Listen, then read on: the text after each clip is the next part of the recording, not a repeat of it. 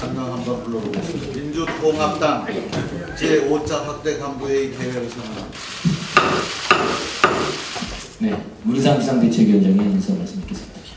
네, 오늘로 115일간의 민주당 비상대책위원회 활동을 마감합니다. 지난 1월 9일 비대위원장에 추대된 뒤에 넉 달을 4년처럼 정말 열심히 뛰었다고 생각합니다. 대선에서 패배한 참담한 시기에 뼈를 깎는 혹독한 혁신을 실천해 왔다고 자부합니다. 저희 비대위원에 대한 평가는 모두 국민 여러분의 몫이 되었습니다. 오직 국민을 위해서 그리고 민주당 혁신을 위해서 기꺼이 권한의 십자가를 메어주신 비대위원님 한 분 한 분, 그리고 여기 오늘 확대 간부 한 분 한 분께 감사와 존경의 인사를 먼저 드립니다. 이제 앞으로가 훨씬 더 중요하다고 생각합니다. 내일 민주당의 재탄생을 세계 만방에 알릴 전국 대의원대회가 열립니다. 민주당은 국민과 함께 웃고 울면서 국민의 눈물을 닦아주고 보듬어드리는 민생정당으로 거듭날 것입니다. 정부 여당이 잘못한 건 잘못했다고 따끔하게 따지고 도울 땐 성큼 돕는 성숙한 정당이 되어야 할 것입니다. 구시대 유물이 된 극단적 이념 농정에서 벗어나서 국민의 눈높이에서 정책을 개발하고 실천하는 정책정당으로 변모해야 한다고 생각합니다. 민주당은 그렇게 호락호락한 정당이 아닙니다. 60년 전통에 뼈대가 있는 정당이고 10년이란 집권 경험이 있는 집권 정당이기도 합니다. 127명의 현역 국회의원을 확보하고 있는 막강한 정당이라고 생각합니다. 내일 5.4 전당대회는 성찰과 혁신을 국민과 함께 새로운 승리를 알리는 장쾌한 신화탄이 될 것이라고 확신합니다. 국민 여러분, 저희 민주당을 지켜봐 주십시오. 새롭게 태어나는 민주당이 국민 여러분과 함께 이완의 민주주의를 완성하고 민주당 100년의 새 역사를 반드시 써 나가겠습니다. 하늘이 무너져도 개성공단은 계속돼야 합니다. 개성공단이 완전 폐쇄되면 남북 모두에게 돌이킬 수 없는 재앙이 될 것입니다. 무슨 일이 있어도 완전 폐쇄만은 막아야 한다고 생각합니다. 5일 미국을 방문하는 박근혜 대통령께서는 오바마 대통령과 정상회담에서 이 점을 반드시 확인해 주기를 당부합니다. 아울러 박 대통령의 주도로 남북은 물론 북미 대화의 물꼬까지 트는 성공적인 정상회담이 되기를 바랍니다. 개성공단 유지와 남북대화 재개를 위한 민주당의 영수회담 제안은 아직 유효합니다. 대통령의 방미 일정이 끝나는 대로 민주당 새 지도부와 함께 실효성 있는 대책을 강구할 수도 있다고 생각합니다. 이 일이 틀어지는 순간은 순식간의 일입니다. 개성에 남은 잔류 인원이 철수하고 남북 간의 마지막 통로가 끊기면 또 어떤 상황이 닥칠지도 모릅니다. 마지막 희망의 끈을 절대 놓아서는 안 된다고 생각합니다. 대통령과 정부는 인내심을 갖고 장기적인 안목으로 남북관계에 접근해 주시길 다시 한번 촉구합니다. 북한 당국도 6.15 공동선언 정신에 따라서 즉각 대화에 응할 것을 다시 한번 촉구합니다. 마지막 모두 발언의 맨 마지막 발언이 개성이었다는 점을 개성공단의 유지에 있었다는 것을 기억해 주시기 바랍니다. 감사합니다. 박수 한번 칩시다. 네, 박희춘 원내대표의 모두가 듣겠습니다. 서영교는 박수 소리가 제일 큽니다. 목소리도 큽니다. 115일간의 당의 역정을 함께 헤쳐오신 문희상 위원장님과 이국분의 비상대책위원님께 깊은 감사와 아울러 경의를 표합니다. 정말 고생 많으셨습니다. 당 안팎으로 승전 등화와 같은 그런 상황에서 안으로는 철저한 평가와 그리고 처절한 혁신을 흔들림 없이 걸어오셨다고 생각합니다. 또 밖으로는 협력과 견제의 정치로 국민 신뢰 회복에 기여하셨다고 생각합니다. 백절불굴의 진정한 덕장이신 문희상 비상대책위원장이시기에 그런 모든 것들이 가능했다고 생각합니다. 이 자리에 들어서 여러분 함께 누구에 대해서 박수 한번 다시 쳐주시면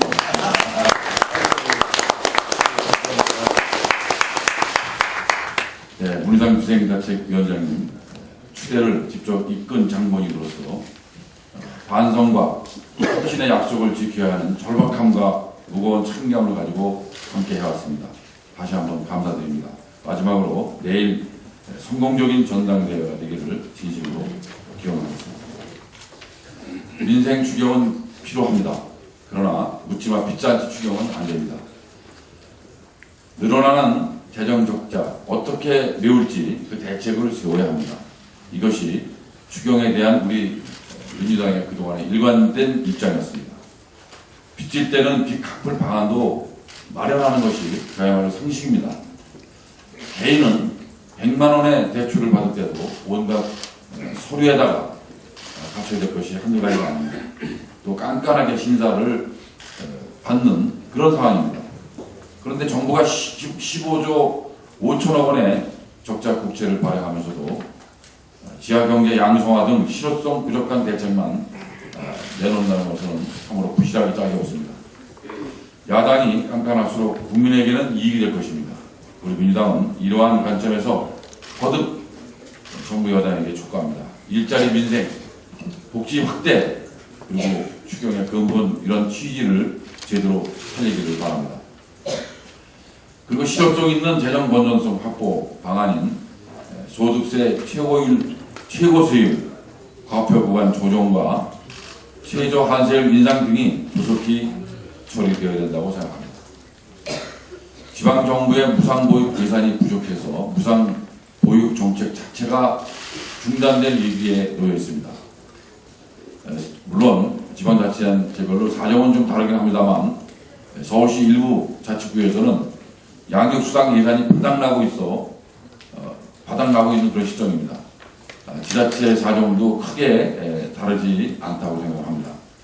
예산을 등에 편성하였음에도 불구하고 왜 문제가 해결되지 않는지 참으로 알다가도 모를 일입니다. 정부는 이번 추경에 무상보육 예산을 전혀 반영하지 않았습니다. 중앙정부는 지방정부에게 다른 예산을 줄이고 무상보육 예산을 늘리는 노력을 하지 않는다고 탓하고 있고, 또 지방정부는 지방사정 모른다며 서로 내탓만 하고 있는 것이 지금의 입장입니다. 무상보육 중단이라는 민생 참사를 막기 위해서라도 중앙정부와 지방정부는 소통과 협력으로 이 문제를 해결해야 합니다. 국회도 모든 노력을 다하겠습니다. 이상입니다. 네, 다음 서로 비상대책위원장 발언하겠습니다. 예, 어제 마지막 인사는 했습니다만은 내일 새 지도부가 탄생하는데 끝까지 선의 경쟁을 펼쳐서 국민들로부터 다시 신뢰받고 사랑받는 민주당 지도부가 탄생하기를 기대합니다. 내일까지는 최선을 다해서 민주당을 지키도록 하겠습니다. 이상입니다. 네, 다음은 김동철 비상대책위원회 발언하겠습니다. 네, 대선 참패 직후에 민주당은 내부적으로 대선 패배 원인을 둘러싸고 극한 불신과 반목, 갈등의 상태였습니다. 외부적으로도 국민들의 우리 민주당에 대한 시각은 참으로 비판적이었습니다. 심지어 대선 당시 우리 민주당을 지지했던 국민들까지도 냉혹한 비판의 노초리를 거두지 않았습니다. 바로 이러한 때에 민주당 비상대책위원회가 출범한 것입니다. 이러한 여러 가지 역경과 고난을 딛고 우리 비상대책위원회는 대선 평가와 혁신 그리고 전당대회 준비라고 하는 세 가지 과업들을 그래도 차분히 준비해 왔다고 생각합니다. 여러 가지 악적 구속에서의 비대위였기 때문에 국민들의 평가는 부족할 수는 없습니다만 앞으로 우리 비대위의 이러한 일들은 추후에 그런 어떤 평가를 받을 수 있을 것이라고 생각합니다. 이런 가운데서도 우리 비대민당은 여야 관계에 있어서 협력적 여야 관계의 새 지평을 열려고 노력했습니다. 아무튼 모든 평가는 이제 국민과 당원 여러분께 맡기고 우리 비대위의 임무를 이렇게 대화하시 마실 수 있는 데 대해서 협조해 주신 많은 분들께 감사드립니다. 고맙습니다. 네, 다음은 문병호 정례단장님께서입니다. 예, 문병호 의원입니다. 국정원의 불법 대선 개입을 고발한 직원을 공익 제보자로 보호해야 합니다. 어제 검찰이 국정원의 불법 대선 개입을 제보한 전 직원 김모 씨와 정모 씨, 일반인 장모 씨 등 3명의 자택을 압수수색했습니다. 이분들은 원세훈 전 원장 시절인 지난 2월 20일 국정원으로부터 기밀을 유출했다는 이유로 검찰에 고발된 바 있습니다. 그러나 이번 압수수색은 검찰이 방향을 잘못 잡은 것이 아닌가 하는 생각이 듭니다. 검찰은 양비론의 입장에서 수사에 임해서는 안 된다고 생각합니다. 이분들은 사회 정의라는 공익을 위해서 국정원의 불법 사실을 고발하는 분들이기 때문에 이분들은 양심적인 내부 고발자이자 공익 제보자로서 보호받아야 마땅합니다. 검찰은 이러한 양심적인 공익 제보자들에게 불이익을 주어서는 안 될 것입니다. 더 나아가서 남재준 국정원장은 작년 연말에 원세훈 전 원장이 한 인사에 대해서 시정해야 할 것입니다. 지난 연말에 원세훈 전 원장은 불법 선거 개입 심리전단 활동을 외부에 고발했다는 의혹을 받고 있는 직원들, 4급 이하 직원들 10여 명을 지방으로 좌천 인사를 했습니다. 이제 국정원의 불법 정치 개입, 선거 개입이 밝혀진 이상 남재준 원장은 당시 불이익을 입은 직원들을 다시 원상 회복시켜 줄 것을 촉구합니다. 검찰은 국정원의 불법 대선 개입을 규명하고 엉터리 수사 발표로 대선에 영향을 준 김용판 전 서울경찰청장도 조속히 철저히 조사해야 할 것입니다. 검찰이 지금 국정원 수사에 대해서 속도를 내고 있고 아직까지는 잘 한다고 평가를 받는 것 같습니다. 그러나 혹시 사건의 본질이 흐려질까봐 다시 한번 강조를 합니다. 검찰은 국정원의 불법 정치 개입이 아니라 불법 대선 개입을 규명해야 할 것입니다. 국정원 직원 김 씨 등은 오늘의 유머 누리집에서 1467차례의 게시글 반대 활동을 하면서 북한 관련 글에 반대하는 것은 단 3차례뿐이었습니다. 반면 박근혜 후보에게 유리한 클릭수는 1100여 건이나 됩니다. 이것이 국정원이 말한 대북 심리 활동입니까? 이것은 국정원 김모 씨 3민조 한개팀이 오늘의 유머 단 한 개의 사이트에서 저지른 여론 조작입니다. 우리가 파악한 심리정보국 70여 명의 직원들이 비슷한 일을 했다면 대선 판도를 바꾸고도 남는 거대한 불법 대선 공작을 한 것입니다. 검찰은 이 부분을 철저하게 규명을 해야 할 것입니다. 그리고 김용판 전 서울경찰청장에 대해서도 출국 금지 조치를 하고 신속한 사법 처리를 해야 할 것입니다. 마지막으로 새누리당은 재벌 비호 중단하고 국민 안전을 먼저 생각하십시오. 지난 1월 불산 누출로 5명의 사상자가 나왔던 삼성전자 화성 반도체 공장에서 또다시 불산 누출 사고가 발생했습니다. 불산 배관을 교체하던 작업자 3명이 다쳤다고 합니다. 짧은 기간에 같은 사고가 2번이나 반복해서 벌어진 데 대해서 재판하지 않을 수 없습니다. 별 문제 아니라는 식의 반응을 보인 삼성전자의 태도는 더욱더 심각합니다. 국회 환경노동위원회는 지난 4월 24일 여야 만장일치로 유해화물질관리법을 통과시켰습니다. 유해화물질 취급 기업의 책임을 강화하는 내용입니다.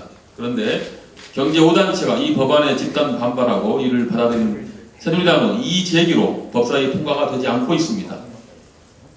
새누리당에 묻습니다. 새누리당은 재벌의 이익이 우선입니까? 국민의 안전이 우선입니까? 새누리당은 말로만 국민을 찾지 말고 행동으로 보여주기를 바라면서 유해화물질법 통과에 유해화물질관리법 통과에 협조해 줄 것을 촉구합니다. 감사합니다. 네, 다음은 박홍우 이사님 중에 받아뵙겠습니다. 예, 저도 국정원의 그 대선 개입 제보했던 직원들에 대한 압수수색에 대해서 한 말씀 더 드리겠습니다.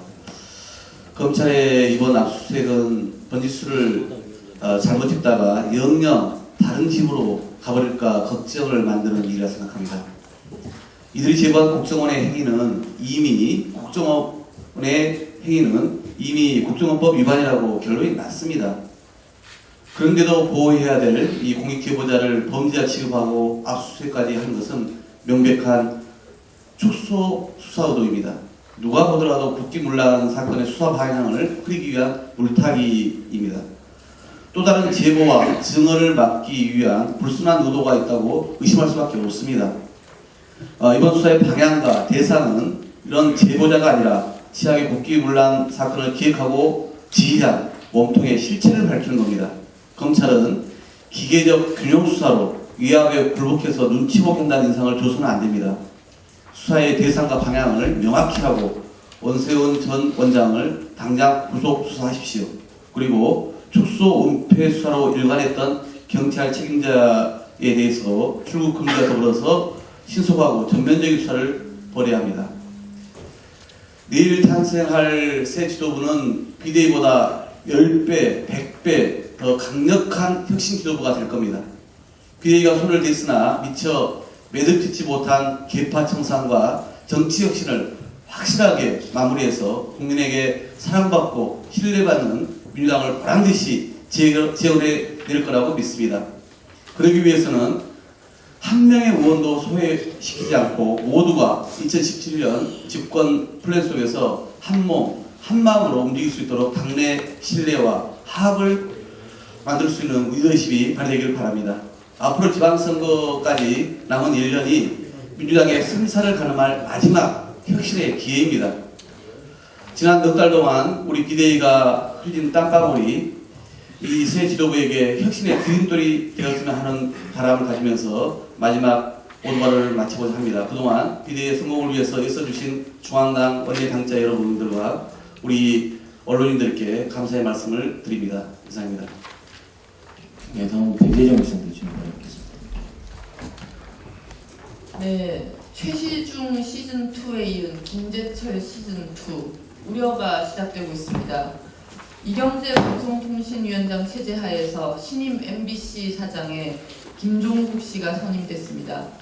김종국 신임 사장은 김재철 체제가 유지되는 데 적극 앞장섰던 측근 인물로 제2의 김재철이라는 염려가 벌써부터 터져나오고 있습니다. 국민의 방송이었던 MBC가 왜 지금 시청률 최하의 3류 방송이 되었는지 방송문화진흥회 이사들은 정말 모르고 있는 것인지 묻지 않을 수 없습니다.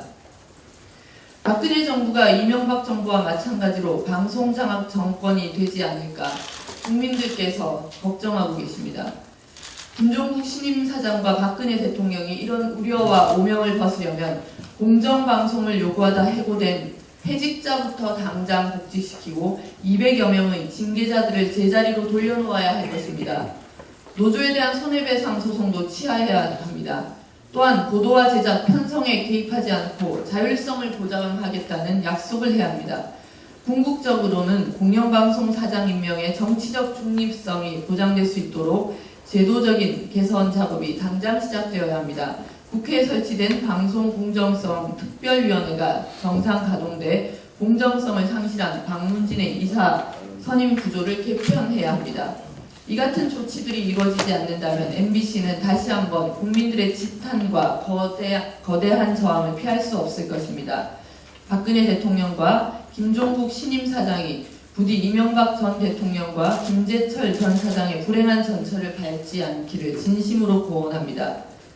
한 가지 더 유심하게 지켜봐야 할 일이 있습니다. 김종국 신임 사장은 지난 2010년, 2011년 마산 진주 문화방송 겸임 사장 재직 시 경남 지역사 통폐합을 주도한 바 있습니다. 당시에 반대하는 구성원 10여 명을 해고 정직 같은 중징계를 내린 바 있습니다. 이 때문에 지역 문화방송사들의 반발이 크고 지역 문화방송사 구성원들은 악몽을 떠올리고 있는 그런 형편입니다.